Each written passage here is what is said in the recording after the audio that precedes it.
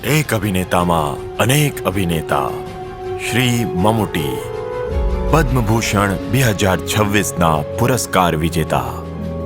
એક બાળકે રૂપેરી પડદાનું સ્વપ્ન જોયું. વર્ષોની મહેનતે તેને ભારતીય સિનેમામાં સ્થાન અપાવ્યું. મારા પિતા ખરેખર તો મને ડોક્ટર બનાવવા માંગતા હતા. સંયોગથી હું વકીલ બન્યો અને અંતે અભિનેતા બન્યો. પણ જ્યારે મેં પડદા પર પહેલીવાર ફિલ્મ જોઈ તો હું પડદાનો જ અભિનેતા બનવા માંગતો હતો. હું તેના માટે તરસતો રહ્યો, સંઘર્ષ કરતો રહ્યો, સપના જોતો રહ્યો. અને બાળપણ પછી મેં ઘણા પ્રયત્નો પણ કર્યા અને 1-2 સીન પણ કર્યા. પછી મેં વકીલાત શરૂ કરી. મારા લગ્ન થઈ ગયા અને તેના પછી જ મને એક મોટી ભૂમિકા માટે તક મળી.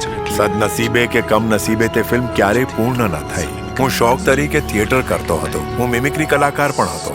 જ્યારે પણ મને સમય મળતો હું થિયેટર કરતો, પણ મારું જનૂન ફિલ્મો હતી. હું સંઘર્ષ કરતો, લોકોને મળતો, દિગ્દર્શકોને મળતો, પણ તેઓ મારામાં કોઈને કોઈ ખામી શોધી કાઢતા અને મને નકારતા રહ્યા. તે ખૂબ જ નિરાશાજનક ક્ષણો હતી. પણ આખરે શ્રી એમટી મને મળ્યા.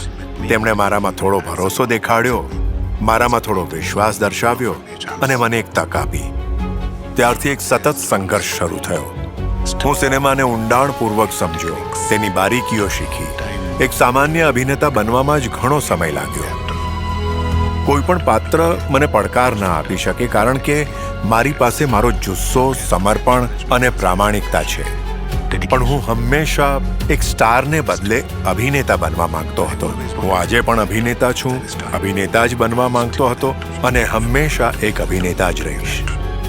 ફિલ્મોમાં આવતા પહેલા જ મારા લગ્ન થઈ ગયા હતા. મારા 2 બાળકો છે, એક દીકરો અને એક દીકરી. મારો દીકરો પણ મારા ક્ષેત્રમાં છે, તે એક અભિનેતા છે. મારી દીકરી ચિત્રકાર છે અને મારી પત્ની ગૃહિણી છે. તેમણે હંમેશા મારા જુસ્સામાં સાથ આપ્યો છે, મને પ્રોત્સાહન આપ્યું છે અને મને ઘણી મદદ કરી છે. હું નવા લોકો, નવા દિગ્દર્શકો, ડેબ્યુ દિગ્દર્શકોને પ્રોત્સાહિત કરું છું. યુવાનો પાસે મારા માટે ચોક્કસપણે કંઈક અલગ હશે અને હું તે હાથથી જવા દેવા નથી માંગતો. શ્રી મમૂટી પદ્મભૂષણ 2026.